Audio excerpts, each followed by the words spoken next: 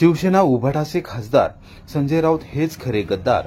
पालकमंत्री शंभूराज देसाई यांची साताऱ्यात थेट टीका. शिवसेना प्रमुख बाळासाहेब ठाकरे यांनी वंदनीय आनंद दिघे साहेब यांच्याविषयी गौरवोद्गार काढले होते.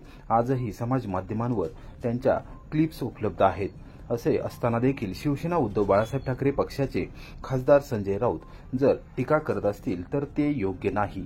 बाळासाहेबांनी केलेले कौतुक त्यांना मान्य नाही काय, असा सवाल करत पालकमंत्री शंभूराज देसाई यांनी खासदार संजय राऊत हेच खरे गद्दार आहेत असा थेट आरोप केला.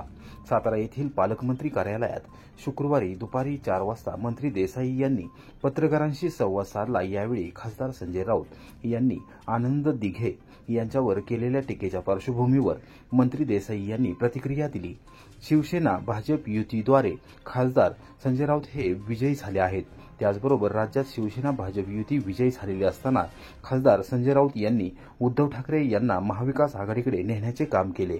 खरे तर खासदार संजय राऊत हेच खरे गद्दार आहेत असा पुनरुच्चार मंत्री देसाई यांनी केला. साहेब शिवसेनेचं काम जेव्हा करत होते तेव्हा आनंद दिघे शिवसेनेच्या विरोधात वर्तमानपत्रात लिखाण काँग्रेसच्या बाजूने करत होते. तुम्ही कशाला मला नाव घेताय दिघे साहेबांचं? आयुष्य घालवलं तुम्ही आम्हाला विरोध करण्यात आणि काहीतरी मिळतंय म्हणून तुम्ही साहेबांकडे बाळासाहेब ठाकरे साहेबांच्याकडे आला. पण आनंद दिघे साहेबांनी स्वर्गीय आनंद दिघे साहेबांनी वंदनीय शिवसेना प्रमुख स्वर्गीय बाळासाहेब ठाकरे साहेबांनी दोघांनी मिळून ठाण्यावरती पहिला भगवा फडकवलाय. आणि आदरणीय बाळासाहेब ठाकरे साहेबांची वाक्य सोशल मीडियावर युट्यूबवर अजून पण आहेत की हो ठाण्यानं ते काम केलं, आनंद दिघेंची ही माणसं आहेत. हे कोण बोललंय? वंदनीय बाळासाहेब ठाकरे साहेब बोललेत. हे सगळ्या समाज माध्यमांमध्ये आले. मग ते वंदनीय बाळासाहेब ठाकरे साहेब बोललेलं सुद्धा संजय राऊताला मान्य नाही का? म्हणजे वंदनीय बाळासाहेब ठाकरे साहेबांच्या पक्षात संजय राऊत मोठे समजायला लागले का स्वतःला? की साहेब जे बोलले, स्वर्गीय साहेबांनी ज्यांचं कौतुक केलं, साहेबांनी ज्यांना मोठेपणा दिला तो आम्ही देतोय शिवसेना म्हणून, तो दिलेला भगवत नाही संजय राऊताला. म्हणजे कोण लागून गेला एवढा मोठा संजय राऊत? आंदोलन करणारी पूर्वी नाही होती, गद्दारांची पूर्व होती. जे गद्दार म्हणजे टॅगलर तुम्हाला लावतात, शिंदे साहेबांना लावतात. अरे त्याला म्हणाव पहिला गद्दार तर तू आहे.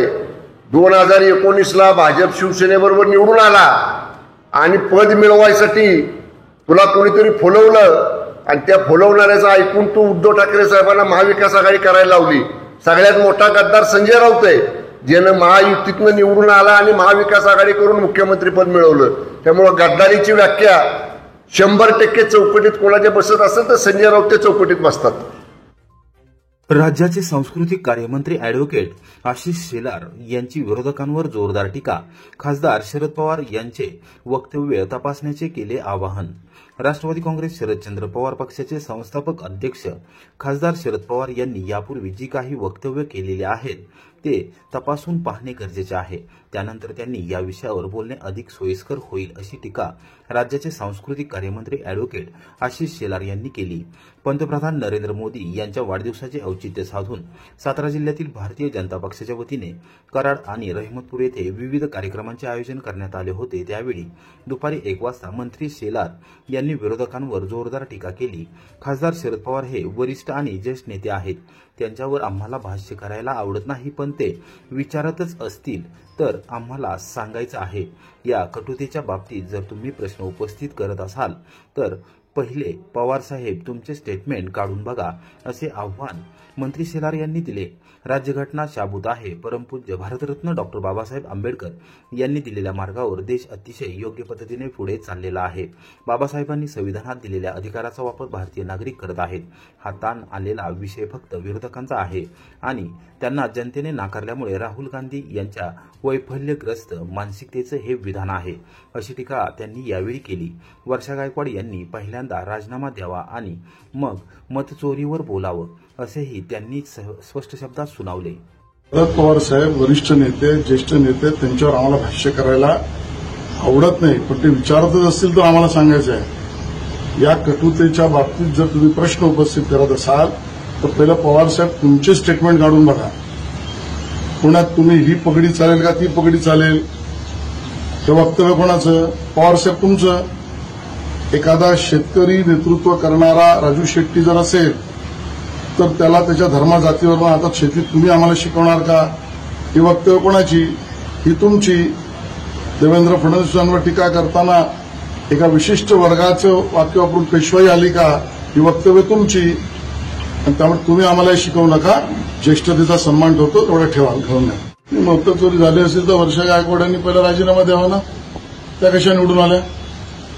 त्या निवडून आल्या तर मतदान बरोबर, आणि आमचा निवडून आला तर मतचोरी. आपला तो बाबा, दुसराचा तो कार्टा. पहिला वर्षा गायकवाडांनी राजीनामा द्यावा आणि मग मतचोरीवर बोला. जी घटना शाहूद आहे, परमपूज्य भारतरत्न डॉक्टर बाबासाहेब आंबेडकरांनी केलेल्या मार्गावर देश अतिशय योग्य पद्धतीने पुढे चाललेला आहे. बाबासाहेबांनी संविधानात दिलेल्या अधिकाराचा वापर भारतीय नागरिक करत आहेत. त्यांची कर्तव्यही त्यांना पूर्ण होत आहेत. हाताळायला विषय फक्त विरोधकांचा आहे आणि त्यांना जनतेने नाकारल्यामुळे राहुल गांधी यांची ही वैफल्यग्रस्त मनस्थितीत नाही विधान आहे. भारताचा युवक आज या संविधानातनंच ताकद घेऊन आपल्या जगात नेतृत्व करतात. मग ऑलिम्पिक असेल, इंटरनॅशनल गेम्स असतील, सायन्स असेल, टेक्नॉलॉजी असेल, शिक्षण क्षेत्र असेल, आरोग्य क्षेत्र असेल, किंवा जगातला युवक आज भारताकडे येत आहे. आणि त्यामुळे ही अशा पद्धतीचा स्टेटमेंट आणि ट्विट ही उपरती त्यांना झालेली ही काँग्रेसची उपरती.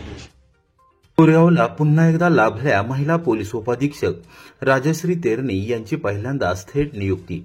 सातारा जिल्हा पोलीस दलातील कोरेगावचे उपाधीक्षक अजित राजाराम टिके यांची पदोन्नतीने नागपूर येथे बदली झाली असून त्यांच्या जागी परिवीक्षाधीन कालावधी पूर्ण झालेल्या राजश्री तेरणी यांची नियुक्ती झाली आहे. तेरणी यांची प्रथमच थेट उपाधीक्षक म्हणून नियुक्ती झाली आहे. कोरेगाव येथील उपविभागीय पोलीस अधिकारी कार्यालयातून शुक्रवारी दुपारी 3 वाजता मिळालेल्या माहितीनुसार अजित राजाराम टिके यांनी अवघ्या महिनाभरापूर्वी कोरेगाव येथे उपाधीक्षक म्हणून पदभार स्वीकारला होता. त्यांची आता पदोन्नतीने नागपूर येथे अंमली पदार्थ विरोधी टास्क फोर्सच्या पोलीस अधीक्षकपदी नियुक्ती करण्यात आली आहे. या संदर्भात गृह विभागाचे सहसचिव व्यंकटेश भट यांच्या स्वाक्षरीने गुरुवारी रात्री आदेश काढण्यात आले आहेत. कोरेगाव येथे सरळ सेवा प्रविष्ट प्रशिक्षण कालावधी पूर्ण केलेल्या परिवीक्षाधीन अधिकारी राजश्री सिद्धप्पा तेरणी यांची नियुक्ती करण्यात आली आहे. त्यांनी लातूर जिल्ह्यामध्ये आपला परिवीक्षाधीन कालावधी पूर्ण केला आहे. कोरेगाव उपविभागाला महिला पोलीस अधिकाऱ्यांची चांगली परंपरा असून यापूर्वी प्रेरणा कट्टे, अंचल तलाल आणि सोनाली कदम या महिला अधिकाऱ्यांनी पदभार सांभाळला आहे. कोरेगाव उपविभागामध्ये कोरेगावसह रहमतपूर वॉटर स्टेशन आणि पुसेगाव या पोलीस ठाण्याचा समावेश असून 1 पोलीस निरीक्षक, 4 सहाय्यक पोलीस निरीक्षक व अन्य उपनिरीक्षक असा मोठा फौजफाटा तैनात आहे. सार्वजनिक बांधकाम विभागाच्या निषेधार्थ कोरेगावात संतप्त महिलांनी रस्त्यावरील पाण्याने भरलेल्या खड्ड्यांमध्ये ठोकला तळ. बांधकाम विभागाच्या नावाने केला शिमगा. कोरेगाव शहरातील बाजारपेठ, जुनीपेठ, आरफळ कॉलनी रस्त्याची एकदम दुरावस्था झाली आहे. ठेकेदाराने 1 वर्षांची मुदत असताना देखील अर्धवट रस्त्याचे काम केले असून अर्धा रस्ता अपूर्ण ठेवला आहे. पावसामुळे या परिसरातील नागरिकांचे, विशेष करून महिलांचे जनजीवन विस्कळीत झाले आहे.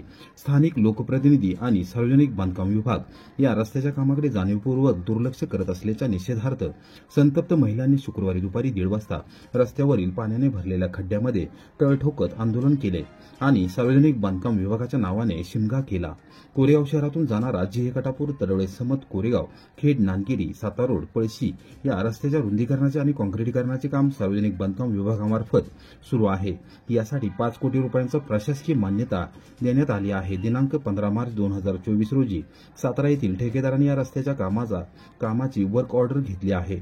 1 वर्ष मुदत असलेल्या या कामाची मुदत केव्हा संपून गेलेली आहे. मात्र ठेकेदार मनमानीप्रमाणे काम करत असल्याने सर्वसामान्य जनतेचे जनजीवन विस्कळीत झाले आहे. सार्वजनिक बांधकाम विभागाने मोठा ठळक फलक बाजारपेठेत शिंदे माळ्यासमोर लावला असून त्यावर स्पष्टपणाने सर्व उल्लेख आहे. असे असताना देखील बांधकाम विभाग या ठेकेदारावर कोणतीही कारवाई करत नसल्याने नागरिकांनी संताप व्यक्त केला आहे. कोरेगाव शहराचा आठवडा बाजार सोमवारी आणि गुरुवारी या परिसरात भरतो.